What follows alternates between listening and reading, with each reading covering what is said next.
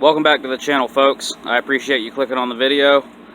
Now, if you follow the $600 TransAm project on my channel, you'll remember a couple episodes back I bought a box full of goodies for the car. Some of the stuff was motor stuff, and some of it was drivetrain stuff, and some of it has already been installed. So far, I've only done a couple of minor things under the hood to deviate from stock. I have painted the exhaust manifolds and also the exhaust heat shield over top of the manifold on this side with some high temperature ceramic paint to help seal the heat into the exhaust and cut down on the engine compartment temperatures. I'll do an episode on that soon, because if you guys don't know yet, painting your exhaust with high temperature ceramic paint that's intended to go on exhaust parts will drastically reduce your engine compartment temperatures, and obviously lower engine compartment temperatures, cooler motor, all that stuff. That's the kind of stuff you're looking for in a performance engine for power and longevity as well.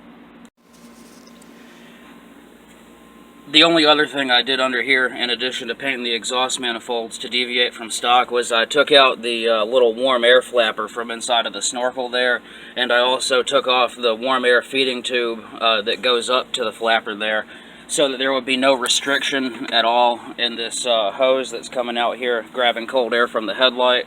And not only would there be no restriction, but there wouldn't be a heat connection to the exhaust, so that it would be, pulling colder air and pulling on less restriction. And this tube, drawing just cold air now without having any connection to the exhaust and having no restriction in it, combined with the functional hood scoop on the car, means that it's pretty much drawing cold air at all times. And you're only really going to need this warm-up system in really cold climates. So down here in North Carolina, winter only gets serious for a couple of months out of the year. So I don't intend to be driving this car in the winter anyway, and if anybody ever buys it from me that does, they can hook that stuff back up. So yeah, the painted exhaust manifolds and the de-restricted, deheated air snorkel over there, combined with the dual exhaust with glass packs that I had to put on here after somebody butchered the stock exhaust, is pretty much the only engine modifications that I've got going on the car right now. And like I said before, you may remember I bought a big box of goodies from Jegs. I'll leave a link in the description to that episode in case you missed it or you're new to the channel or something like that. But these are just the engine components from the box of goodies that I bought for the car. Like I said, I bought drivetrain stuff and engine stuff, and this is the engine stuff from that box. It's just a 160-degree thermostat with a gasket, and I've got some old copper-colored Permatex there because I always like to use a little bit of silicone to help ensure things seal. I'm also going to drill a small hole in that thermostat, which is something that I recommend everybody do in the event that it either gets stuck open or gets stuck briefly. I mean stuck closed, not stuck open. But the other thing I got for the car here is this Excel HEI tune-up kit. It was a really good bargain because I wanted to get just a hot coil and a rotor and a module to tune up my factory distributor with. And this kit came with the coil, the rotor, the module, and the cap, and this fancy vacuum advance thing, which I honestly don't think will fit on this 80s type distributor over here, but we'll see. And to go with the ignition, I of course bought some fat plug wires. I bought some that were black instead of some that were yellow or red or blue or whatever, because I'm trying to keep the car looking sneaky and stock under the hood, and also keep it pretty much stock, especially internally, so that I can, shut somebody down with the thing and tell them that it's a pretty much stock 305, because those things have a pretty lame reputation, despite them being decent little performers, especially in the carbureted version. And speaking of the carb, it's got a Rochester 4-barrel on it, and this 1-inch phenolic spacer is going to go under that quadrajet, and it's going to increase the intake volume and length by a little bit, as well as insulate the carb from the heat of the motor. So it's going to be, doing multiple good things for the motor, at least as far as throttle response, fuel mileage, and power production go anyway. And under it, I've obviously got a cotton air filter element for the stock air cleaner. And pretty much everybody knows that a cotton air filter element flows better than a paper one. It's been dyno proven. You don't even need a dyno to tell you that cotton breathes a lot better than paper. I mean, nobody wears paper shirts, but people always talk about how good cotton feels, you know, with the breeze blowing through it. I can't believe I forgot to mention this until now, but I was driving the car around yesterday right in front of the house doing 8th mile testing.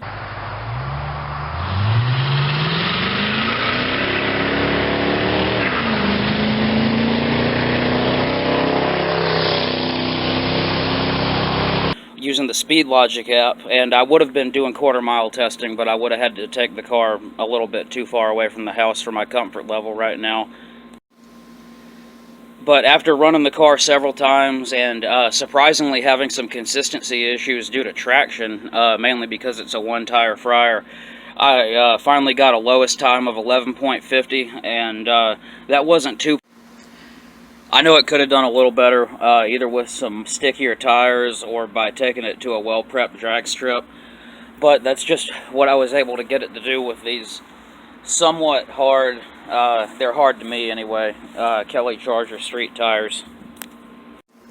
And like I said before, it doesn't help that it's only spinning one of them. The other runs where I lost too much time to traction weren't really that far off.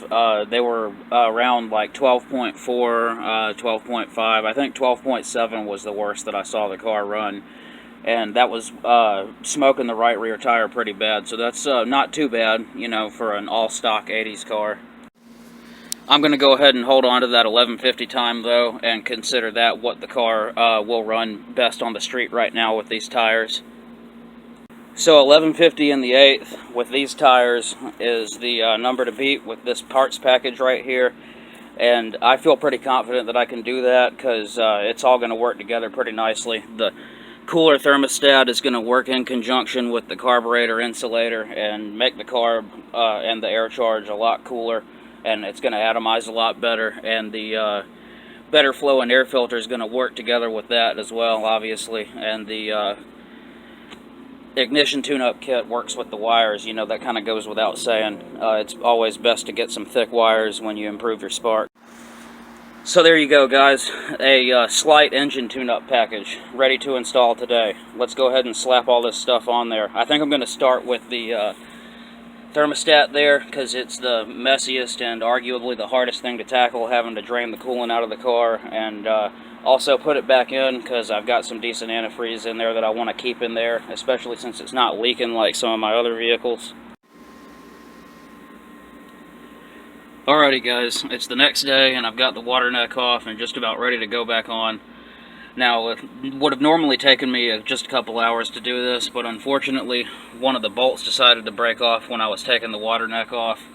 I sprayed it with some penetrating lube, some cheap-ass penetrating lube, and waited and came back and tried it again, and it seemed like it wanted to move, but it just, you know, snapped off like I said.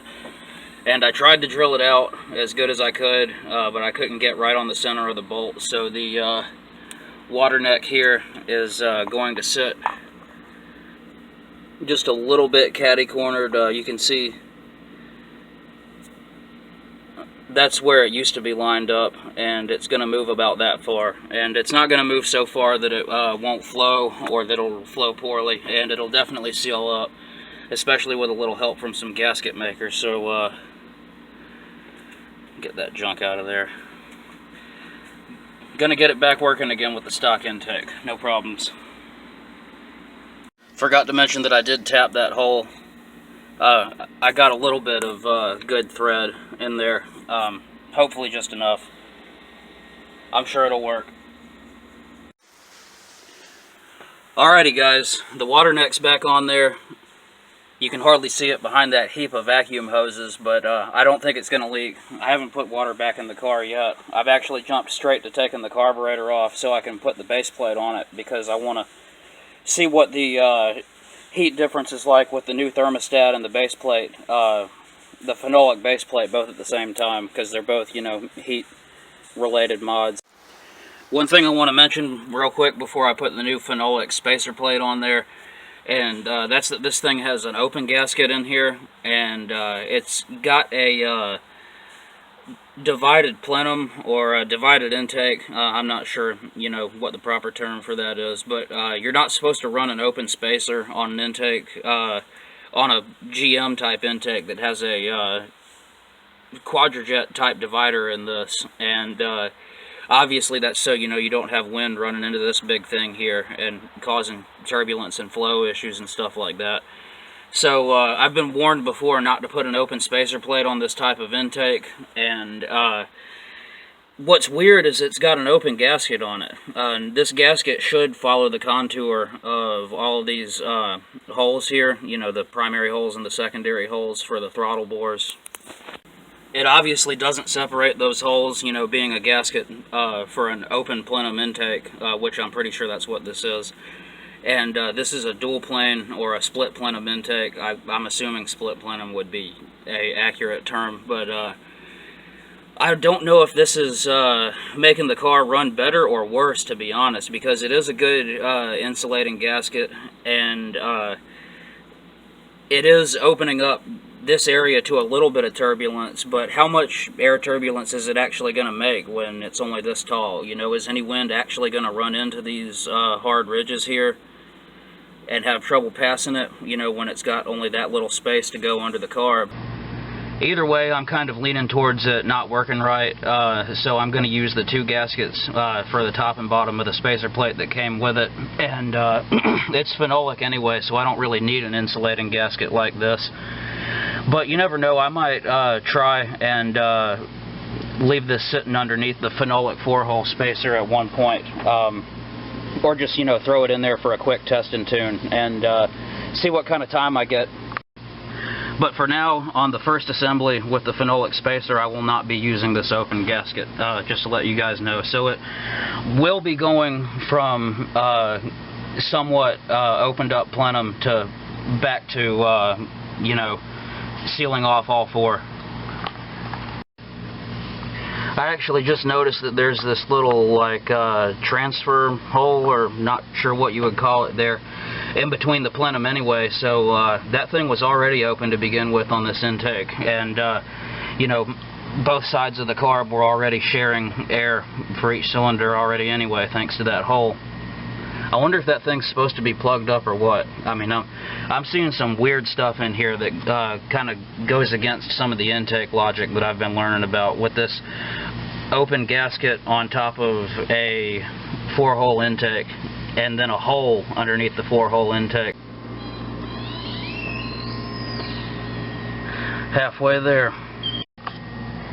I'm about halfway through now, actually. I thought I was halfway through earlier, but you might see the little grind spot there on the side of the spacer, and that's because I actually had to clear a little bit of room for the linkage, and yes, I did grind all the way through the material on that little tiny black spot there that you can see. But it's not going anywhere that's going to interfere with the vacuum of the motor. It's sealed off in there by the gasket, so everything's going to be working fine. I already checked for function, and the damn it, of course the choke came back on.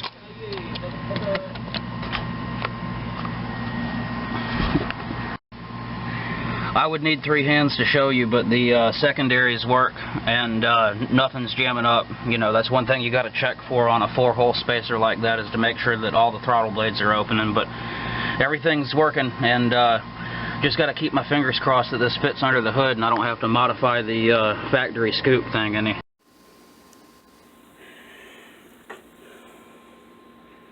Alrighty guys, yesterday I finally got the carburetor spacer plate installed, as well as the 160-degree thermostat, and got the car started up and made sure that it didn't have any vacuum or coolant leaks. And the thing seemed like it was running really good. It warmed up to operating temperature, and I put my hand against the side of the carburetor, and it was cold. Not nearly as cold as the carb on the green machine, but that makes sense because it has an air gap intake and a hood scoop. Better hood scoop than this anyway. I already took the distributor cap off, and I was going to pull the module out of there, that thing with the yellow dot on it, and I started to pull it out to replace it with the one that came in my HEI tune-up kit, and then I realized that the one that came in the kit's a 4-pin, and the one that's in this distributor is a 7-pin, And it came with a new harness, so that I think I can convert this thing to a 4-pin if I really wanted to, but I don't want to bother with it because I've, got enough stuff to bump it up already. I don't want to take a chance of putting the wiring in wrong, and I also don't want to deal with stripping and splicing wires and things like that. I'm gonna try to keep this, a plug-and-play, bolt-on, easy upgrade. So the new rotor's already on the car. Here's the old rotor and the old cap and the old wires. I've already got the coil wired up and grounded in here, and this thing is ready to be painted. For those of you that didn't see the previous episode or episodes where I mentioned painting this thing black just like the stock unit, that's what I'm going to do, just to keep the thing looking factory under the hood and staying with the sneaky sleeper vibe, and also trying to stay, remotely stock. I painted the new cap and it's done drying now. I just got to untape it and stick it on the car. I don't mean to toot my own horn, but that almost looks like it came that way. Alrighty guys, I've finished up all the engine mods that I had for the car, and just as I had hoped for, when it's all said and done, it doesn't look like anything has changed. The only clue that a little something's going on under here is the gold lettering that you see every now and then on the plug wires. But the distributor cap looks stock. The air cleaner assembly is obviously stock, even though it's got a nice cotton element inside of it now, and it's breathing very well. And you can hardly see that 1-inch spacer plate past all the hoses and underneath the air cleaner and all that stuff. Just looking very stock. It's running really good right now though. The throttle response has improved significantly, and the 4-hole spacer is supposed to improve your torque production a little bit, as well as broaden your torque curve a little bit, at least from what I've read. And it definitely seems to have done that. I already took the car out and did some 1/8 mile testing and did one burnout with it. And I got that stuff on video, and you can tell in the new burnout that the car is really lifting the front end a lot harder, and it is smoking the crap out of the right rear tire.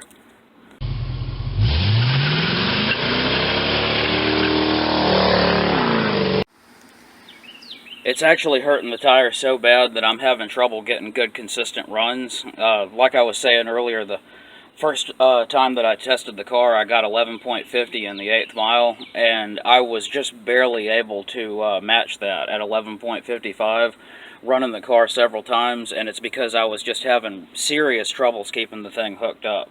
You wouldn't believe it, but the 305 is running good enough to just beat the crap out of that little tire back there. That's not nearly enough. I'm going to have to go do some more runs.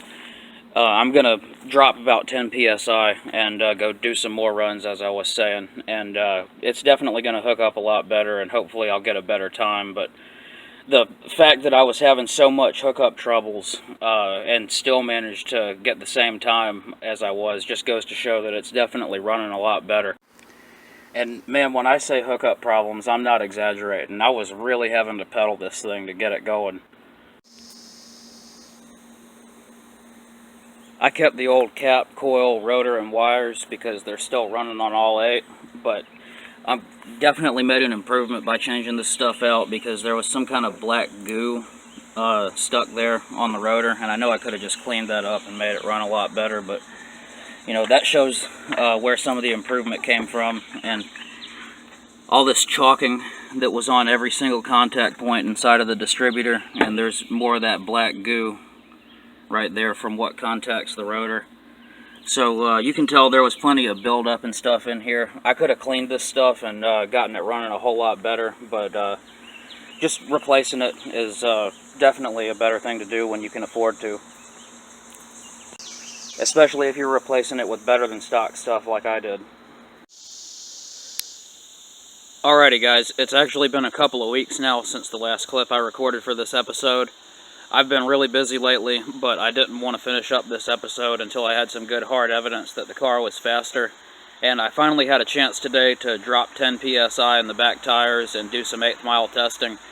I went down from 35 psi to 25 psi, and finally got the car to hook up better than it did and get a better time. The best time I was able to get today, after just trying 3 or 4 times, was 11.16 seconds, and the previous time was 11.50. I'm sure you guys remember, because you know you're watching the episode in time here, and it's been a couple of weeks for me though, so I definitely improved the time by almost half a second. So that shows the car is running a whole lot better, and I don't really think that lowering the tire pressure was cheating, even though that did change one of the constants into a variable for this test. But definitely got some hard evidence that the thing's running better from, you know, both seeing how it burns out as well as finally having some hard evidence on time. Anyhow, I really appreciate you guys watching the episode. I'm happy with what I did. I'm happy with the results. I'm glad it all came out good. Even a couple weeks later, after driving the car a few times, the thermostat rig-up job that I did hasn't done any leaking, or, you know, seems to be holding up good anyway. I even took the T-tops out and took the car for a short little night cruise the other night. I'll leave you with a couple of clips of that. I just drove it up to the highway and took it down one exit and drove it back. But I was able to get the car up to about 95 or 100 miles an hour really easy.